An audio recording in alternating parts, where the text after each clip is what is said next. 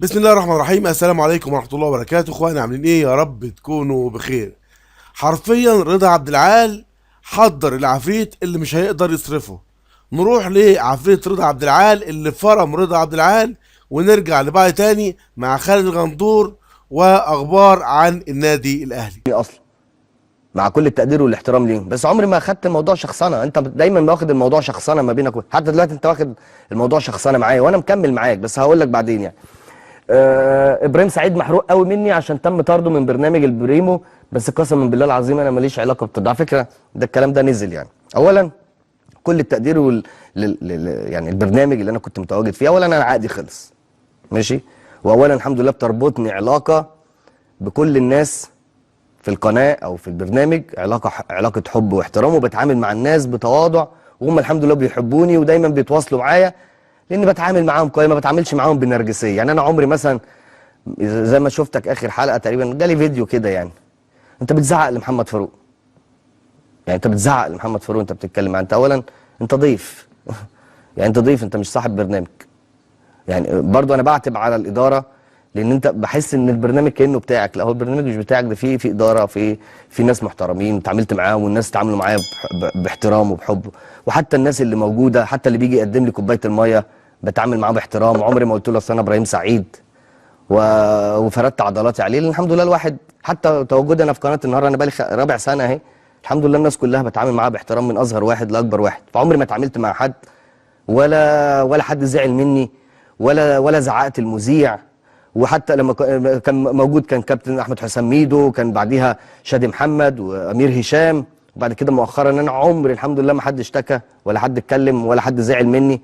الناس في الاخر ممكن لما تزعل مني فتزعل مني كوره، يعني تزعل مني كوره، مش هتزعل مني ازعق للمذيع اللي بيحاورني. انت هو ما اعرفش انا هو مين يعني مين بيحاور مين. انا برضو بعتب على محمد فاروق او كابتن محمد فاروق.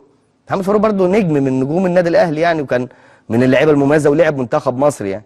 فانا ما اعرفش هو تقبل ازاي ان انت بتزعق له كده. انت هو مع احترامي، هو شغال في نفس القناه اللي انت شغال فيها، شغال في نفس البرنامج اللي انت شغال فيها.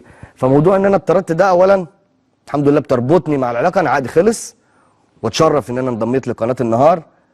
مضيت سنه وادي موجوده اهو. بعد كده قناه النهار بتشرف كل التقدير للاداره والناس كلها ان كان عندهم ثقه في ابراهيم سعيد ان هو يقدم البرنامج، والحمد لله حتى في الاوقات اللي انا كنت بحلل فيها في التحليل المباريات الحمد لله بأدي دوري على اكمل وجه. بحترم الكل، بحترم الناس اللي بتبقى موجوده من اصغر واحد لاكبر واحد. فانا ما فيش الحمد لله عمري ما اوصل لمرحله ان حد، فده كلام انا اللي بتمنى بقى. انا عارف ان انت قلبك جامد يعني، انت قلت الكلام ده ورميته في السوشيال ميديا صح؟ طيب انا بكلمك اهو، شايفني اهو، انا ابراهيم سعيد اهو، ده بوشي اهو، بتكلم دايما وجها لوجه في الفيديو. الناس بتسمعني والناس بتشوفني والناس بتتكلم معايا والناس بتختلف معايا، ده شيء طبيعي. بس انا بوجه لك اهو بالرضا عبعاه، ما رحتش سربت البيجات، ما رحتش سربت كلام للناس عشان خاطر يهاجموني تصريح عليه. فانت يا كابتن انا عارف ان انت ما شاء الله قلبك جامد، يعني ما بتخافش من حد، يعني ما بتخافش يعني انت، يعني انت طبيعي ما بتخافش. انا عايز بقى اسمع الكلام اللي انت حضرتك قلته ده صوت وصوره عشان اعرف ارد عليك.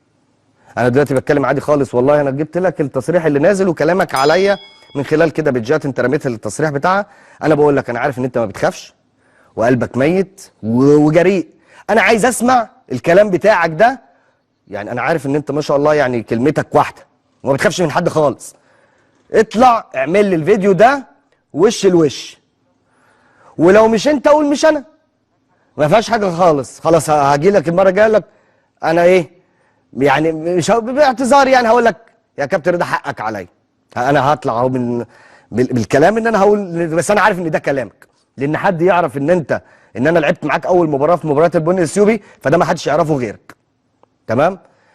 فكابتن رضا اطلع كلمني فيس تو فيس او وجها لوجه، اعمل لي فيديو كده قول ان الكلام ده انت قلته، او قول الكلام ده بتصريح من غير لما تبعت للبيتجات بقى والجو ده. خلاص الموضوع مش محتاج. انا ما بتكلمش بيتجات ولا بتكلم حاجه، انا دايما لما باجي اتكلم بواجه صوت وصوره.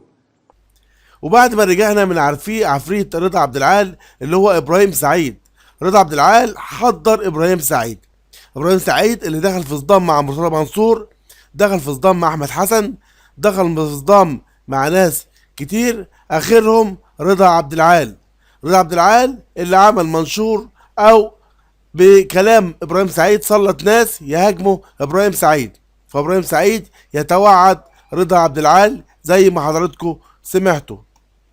اما عن خالد الغندور، خالد الغندور بيتكلم عن فترة تواجده السابقة في قناة الزمالك. خالد الغندور بيقول: لم أندم على العمل في قناة الزمالك، وتحدث عن ماذا لو ترشح في الانتخابات. علق الإعلامي خالد الغندور على فترة تواجده السابقة في قناة الزمالك في عهد مجلس إدارة نادي الزمالك السابق برئاسة مرتضى منصور، حيث أكد أنه لم يندم يوما على العمل في قناة الزمالك خلال الفترة السابقة، وهذا أمر كان شرف له أنه موجود في قناة الزمالك. وأوضح أنه كان يعمل في منبر يحمل اسم نادي الزمالك، وهذا أمر في حد ذاته شرف كبير، ومصلحة الزمالك كانت هي الأهم خلال عمله. خالد غندور وفي سياق مختلف أكد أنه لو ترشح في انتخابات الزمالك على مقعد العضوية في يوم من الأيام سيحصل على المركز الأول، وسيفوز هو على ثقة في هذا الأمر. وأشار في تصريحاته إلى أنه لا يوجد أي شخص يدخل انتخابات الزمالك أو الأندية بصفة عامة إلا ويكون لديه عرض شخصي، وهي الوجاهة الانتخابية والوجاهة الاجتماعية.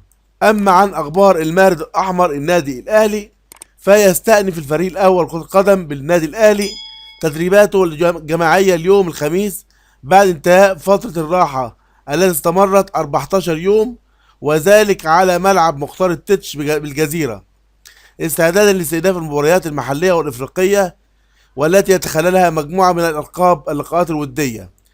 ويعود الفريق لتدريباته بدون لاعبين دوليين الذين انضموا لمنتخبات بلادهم للمشاركة في بطولة كأس العالم 2023 والتي كأس الأمم الأفريقية 2023 والتي ستنطلق السبت المقبل بكوت ديفوار. ويغيب 10 لاعبين عن مران النادي الأهلي، طبعا محمد الشناوي، عبد المنعم، ياسر إبراهيم، اللاعيبة اللي في المنتخبات.